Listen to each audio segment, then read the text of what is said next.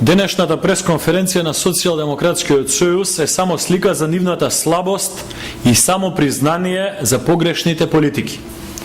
СДСМ не научи понекогаш грешките да ги побара кај себе, туку секогаш за тоа им е виновен некој друг. Тие се уште со мислите живеат во времињата кога никој не им се спротиставуваше, никој не ги прашуваше и никој не им се осмелуваше да каже дека грешат. Господинот Андреј Петров денес ги призна грешките што тој и највисоките функционери на СДСМ ги прават во последниот период. Не обвинуваат нас како Центар за комуникации. Го обвинуваат Никола Груевски. Криви им се медиумите. Се скараа со синдикатите. Криви им се бранителите. Се скараа со гувернерот на Народна банка.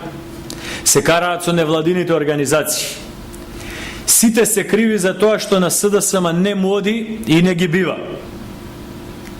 Па дури и народот, кога нивниот лидер Црвенковски го обвини дека греши на изборите. Само тие 15 луѓе од врвот на СДСМ се исправни и никогаш не грешат.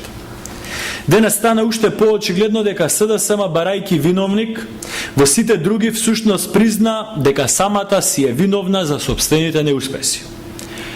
Почитувани, да ги погледнеме фактите. Господинот Андреј Петров, генерален секретар на СДСМ, во интервју за дневниот вестник Вест пред една недела, на прашање дали за повисоки цели би го тргнале воинот на коњот плоштадот, тој ќе одговори. Цитирам: за интересот и за доброто на граѓаните на Македонија, значи за подобар живот, значи да може да ги прехранат семејствата и да имаат достоинствен живот, би направиле све што значи и тоа. Затварам цитат.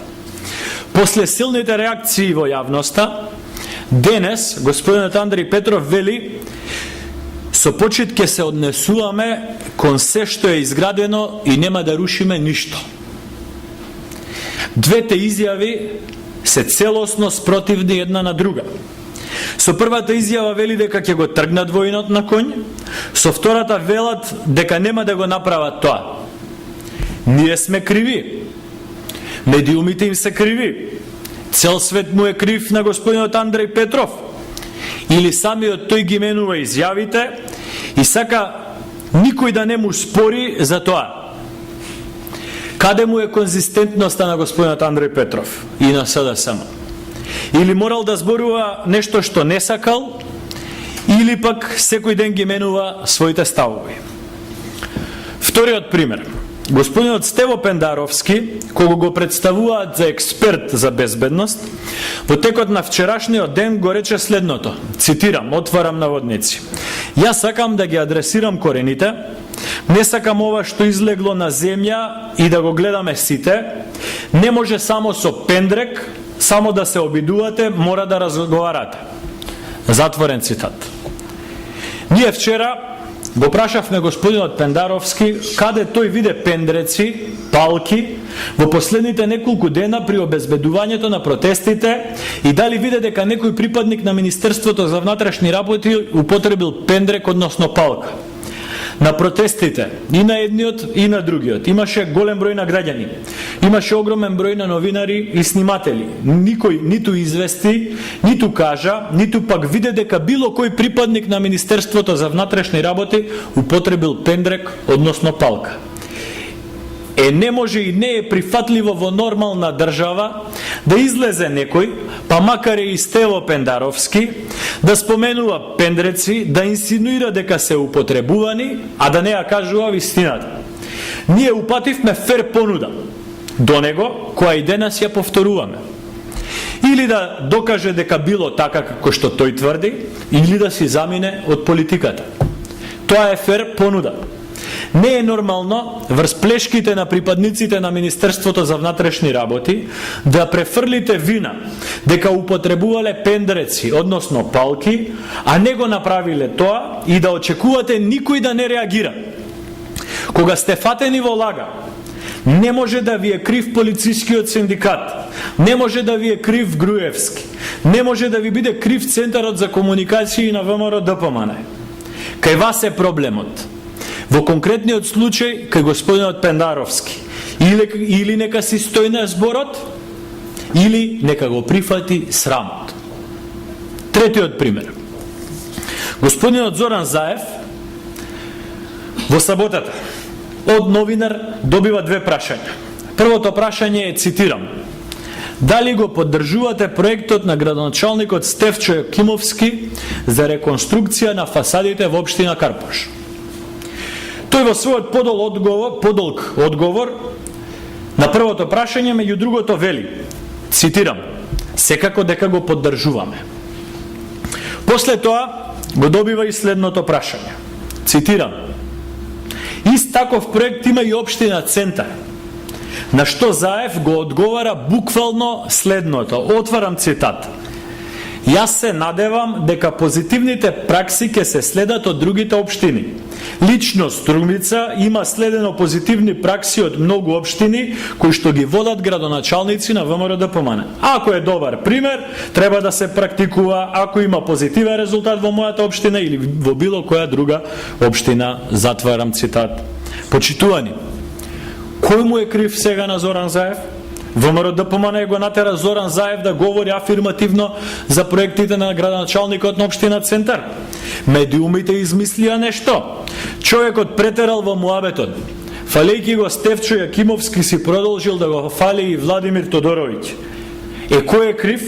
Пак ние. Пак медиумите им се криви. Или зборовите за СДСМ немаат важност.